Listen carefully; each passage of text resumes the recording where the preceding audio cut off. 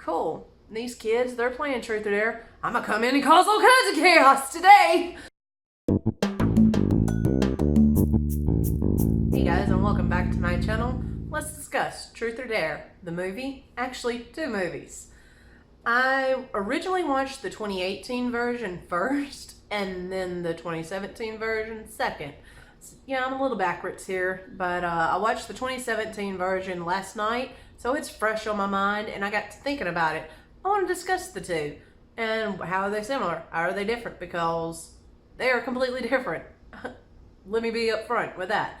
You can watch the 2017 version and the 2018 version, and you're seeing an entire different movie both times. Even though they are both titled Truth or Dare, different movies. Similar plot, different endings. So first, the 2018 version is the one I actually watched first, so let's discuss it. In the before I even talk about either of them, the whole premise behind the movie is a group of kids are playing Truth or Dare and end up dying as a result. So, 2018 version.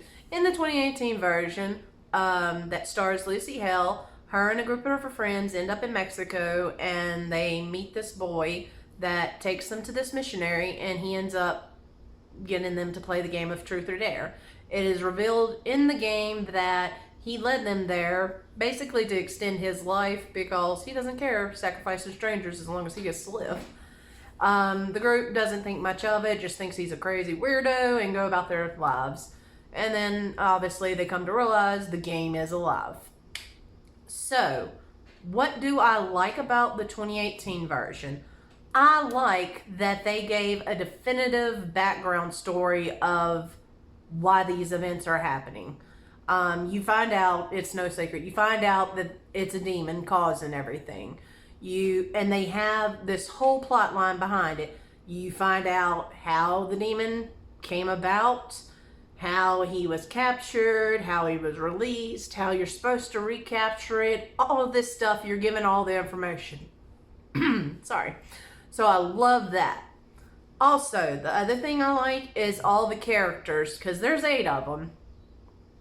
And yeah, I was making sure. There's technically 7 of the main characters, but the 8th is the guy that took them there. And so there's 8 of them. But that's a lot of character background stuff to go through. But they weave it throughout the film and, in different aspects and places. So it comes about at the right time and makes sense. It flows smoothly. And I appreciate that they did give a little bit of a background to it. So those are the 2 things I did like. Now, the thing I didn't care is, as this is supposed to be a horror movie, wasn't really a horror movie to me. It was more of a drama horror. Heavy on the drama. This movie is PG-13, so parents out there, again, this is a horror movie, so use your judgment.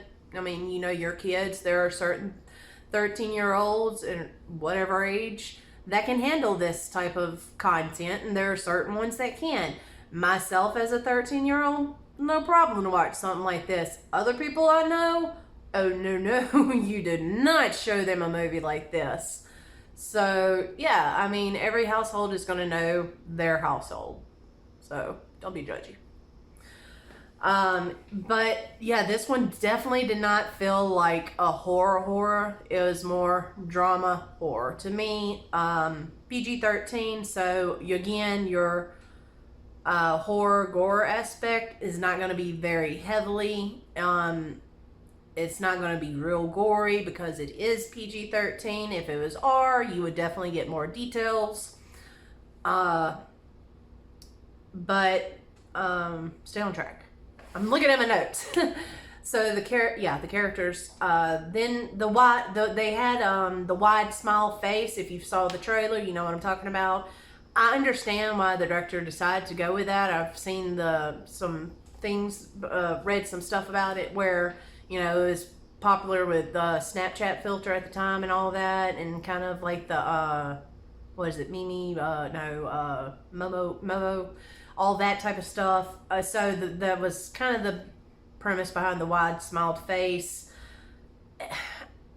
I liked that he tried bringing the demon into the movie in that aspect. Like when the characters did that, that was the demon possessing them type of thing. But I don't know. It was just a little excessive for me. I don't know. It wasn't creepy for me. It was just like it just didn't do it for me. I'm weird. But a lot of people that probably freaked you out. I don't know. Then the reason I say it is more of a drama versus a horror is because of the love triangle you shoved down our throats with this. There are 8 characters in this movie, but no, you killed off like 4 of them because you want to focus on this love triangle. Like, I'm here for the horror, not this love triangle. And I didn't like that aspect. Like, if you're gonna, I understand if you want to have like a love triangle aspect or a love aspect in the movie, that's cool, but don't let that be the focus. And like, even it got to the point where the demon was doing the truth and dares around these 3 to cause tension between them. Like, I know that's the demon's point, is he wants to be malicious. He wants to cause friction between the friends. That is his whole reasoning, is, chaos. I understand that, and if that was the easiest, that's it. That was the easiest focal point. Like, we could have done a little more. I noticed my necklace was coming around, so had to fix that. The ending, it was like, I understood the chain of events that led to the ending, but doesn't mean I still like it. No. And because of the fact that it's more drama horror, I felt it was very tame. This one compared to the 2017 version. In the let's see. What do they call it? Oh, Two Truths and a Dare. That's in the 2018 version. The group that originally started, that's how they done it. Instead of really truth or dare, they played it as 2 truths and a dare, meaning 2 people can get away with picking truth, but the next time you have to pick a dare. And so because of that, I felt it was a lot more tame because the characters kept picking the truth as the easy way out. And then as a last resort, there was only a few characters that were forced into a dare, and only a few that just lied and got killed as a result. But I felt it was very tame. So that was everything about the 2018 version. Now into the 2017 version, which actually came out first, but I watched it second. In this one, same premise: group of friends get together, play truth or dare, comes to life, and they end up dying. So in this version, they do not have a storyline about where this entity come from, because I don't even think in the movie they actually call it a demon. I think the survivor just calls it, the original survivor just calls it evil entity or spirit. I don't think they ever come out and call it a demon per se, but that's all you're giving at the time is, oh, it's this evil thing. It likes to cause chaos. It likes to kind of separate you and pit you against one another. And yeah, that's it. It didn't say, like, what did you guys do to get it here? What did y'all do? We don't know. We don't know. Like, we're given the open sequence that shows the conclusion of what happened to the original people. And then when we're talking to the original survivor, it's just, oh, we were in the house playing truth or dare, and then things got real. And I'm like, so y'all were just playing truth or dare and the demons hanging out? Like, okay, cool. These kids, they're playing truth or dare. I'm gonna come in and cause all kinds of chaos today. Like, how did he get there? I don't know. And then the second thing is they did not give very much background details on the characters. Again, you have 8 characters. I understand you cannot be given a whole crap ton of information about 8 characters. But if you wanted me to care about the Jessie character, I think that was her name, you could have gave me a little more information about her, because you set me up to not like her from the get-go, okay? You introduce her, and it's like, okay, she's okay. And then once things go on, and throughout the whole thing, she's like, you sure you don't want to go to a hotel, babe? You sure you don't want to go to a hotel? I'm like, this is his friends, girl. Excuse you. Back off. And, you know, he tells her to stay, and obviously we find out that's a mistake throughout the course of the movie. But just, she's been bratty and whiny from the beginning, so I don't really like the character already. And in the beginning, we find out she has a bug phobia, which I'm not picking on anybody that has a phobia to, hers is cockroaches in the movie. And I'm not picking on anybody. I do not want to be insensitive in the least, because I know there are people out there that have phobias of bugs, spiders, you know, snakes, whatever. I know those like legit exist. But the movie didn't dive in well enough to establish why her fear is there for me to care enough when her death came. Because when her death came, I was like, girl, just die already. I mean, I know you have a phobia. I understand that, but life or death, I think I would chain myself and just get covered in bugs against everything versus dying. I don't know, but that's just me. That was the only really cop-out of a death scene for me, which obviously for that character, it was a horrible death, obviously. But this one, definitely much more horror than the 2018 version. This one, when I say it's horror, it is horror. It started out good from the beginning. In the 2018 version, they have the initial, you know, funny, haha, kiss the girl, the 2 girls kiss each other crap. And then later it's, oh, you know, so-and-so like so-and-so, that's like, oh, we weren't supposed to be talking about that, but okay, that's how this is going, okay. And then it's revealed that, you know, the guy brought him there for the reason. And again, because it's the 2 truth and a dare, there's more leeway with, you know, the truths aren't nothing bodily harm or injury. It's just things that you don't want being public knowledge being revealed. You know, so it's still harmful in a way, but not like bodily harm, death type of thing. Whereas in the 2017 version, they had the initial, ooh, these 2 girls kiss. And then they had the card where, didn't you and so-and-so and so-and-so sleep together? But that's it. After that, it went hard. It went from bad to worse. Because after those 2 cards, there was no, oh, tell Maddie that Blake, I don't even remember the characters from 2018 version, but I remember Maddie, no, Marky's name. But tell so-and-so that so-and-so is cheating on them all the time. You know, we didn't have none of that in the 2017 version. We went straight from them 2 kissing to didn't you 2 sleep together to put your hand on the stove for 2 minutes. Like, we went there that quick, okay? So yes, we are very much in the horror realm in the 2017 version. That being said, the 2017 version is rated TV 14, which is basically the same thing as PG-13, parental guidance under 14.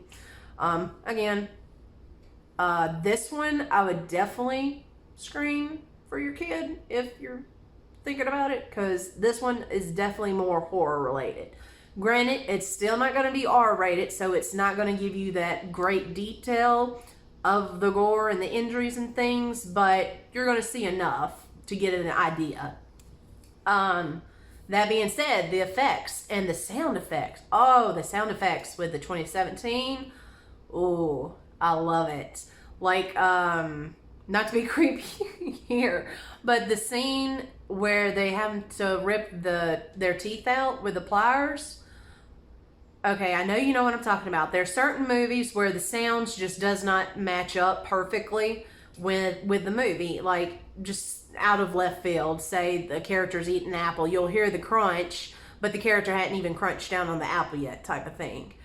And that certain little things like that annoy. Or they're crunching and making this, but it's not a sound that you would be naturally making in everyday life. It's added for extra effect in the movie. But this, it was synced up perfectly. Like when they are having to pull their teeth out, the crunching and all that is timed perfectly with the actors' movements.